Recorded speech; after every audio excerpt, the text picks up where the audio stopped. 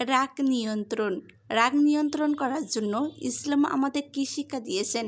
রাগ হবে, এটাই স্বাভাবিক, কিন্তু রাগের সময় আমরা যেসব আচরণ করি, কথা বলি, তার জন্য সারা জীবনে আমাদের আফসোস করতে হবে। রাগ এমন একটি জিনিস যেটা বছরের পর বছরের সম্পর্ক একটি মুহূর্তে নষ্ট করে দিতে পারে।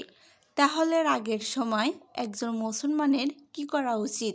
আসুন জেনে নেই। ইসলাম আমাদের রাগ কন্ট্রোল করতে শেখাইছেন। রাগ সংবরণ করে মানুষকে ক্ষমা করলে আল্লাহ তাআলা সৎকর্মীদের ভালোবাসেন।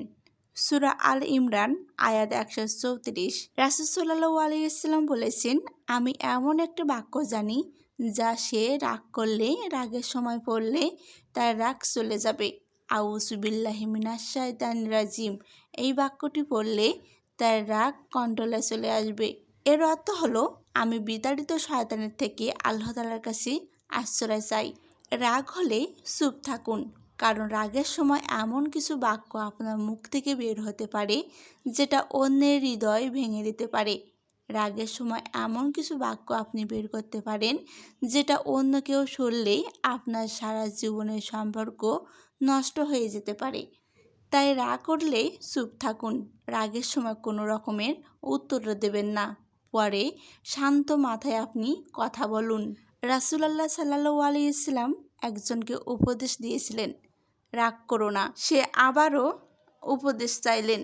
রাসূল সাল্লাল্লাহু আলাইহি ওয়াসাল্লাম বললেন, রাগ করো না। কেউ বিস্তারিত আরও জানতে চাইলে সহিহ আল বুখারীতে জেনে নেবেন, ইনশাল্লাহ পেয়ে যাবেন।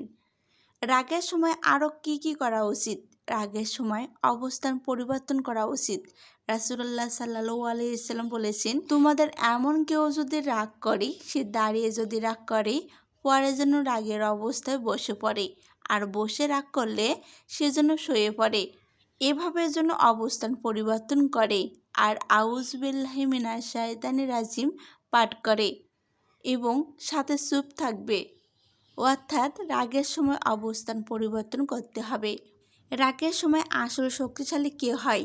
রাগের সময় আসল শক্তিশালী সেই মনে করে যে অন্যকে হারিয়ে দিতে পারে, কিন্তু আসলে সে কখনো শক্তিশালী হতে পারে না। শক্তিশালী সে নয় যে কুস্তিতে অপরজনকে পরাজিত করে।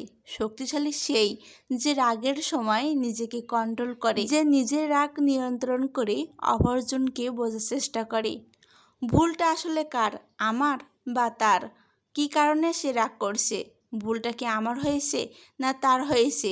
যদি এই কথাটা কেউ চুপ করে ভাবার চেষ্টা করে, অবশ্যই সে রাগ নিয়ন্ত্রণ করতে পারবে, অপরজনকে বোঝার চেষ্টা করবে। এতে আরও সম্পর্ক জটিলতা থেকে সহজ হয়ে যাবে। রাগ করাটা আসলেই অপরাধ নয়, কিন্তু রাগের সময় অন্যকে গালি দেওয়া, অপবাদ দেওয়া, ক্ষতি করা, এগুলো তো নিজেকে নিয়ন্ত্রণ করতেই হবে। আপনার যতই ভালো সম্পর্ক হোক না কেন, রাগের সময় রাগ যদি আপনি নিয়ন্ত্রণে না রাখেন, আপনি অন্যকে না বোঝেন, কখনো আপনার সম্পর্ক ভালো থাকবে না। এইগুলা থেকে বিরতি থাকার চেষ্টা করুন। মুমিনের গুণ হলো রাগ নিয়ন্ত্রণ করা। আজ থেকে রাগ উঠলে চুপ থাকুন, আল্লাহ তাআলার কাছে আশ্রয় চান এবং প্রয়োজনে ওখান থেকে অবস্থান পরিবর্তন করুন। মনে রাখবেন, ক্ষমা করাটা দুর্বলতা নয়, ক্ষমা করা হচ্ছে আল্লাহ তাআলাকে সন্তুষ্ট করার জন্য। আল্লাহ তাআলাকে সন্তুষ্ট করে নিজের রাগ নিয়ন্ত্রণ করাকে বলে ক্ষমা। এটা হলো একজন মুমিনের সবচেয়ে বড় পরিচয়। আল্লাহ তাআলা আমাদের সকল ভাই বোনদের রাগ নিয়ন্ত্রণ করার তৌফিক দান করুক। আল্লাহর রহমতে সবাই ভালো থাকবেন, সুস্থ থাকবেন, এই দোয়া করি। আল্লাহ হাফেজ। আসসালামু আলাইকুম।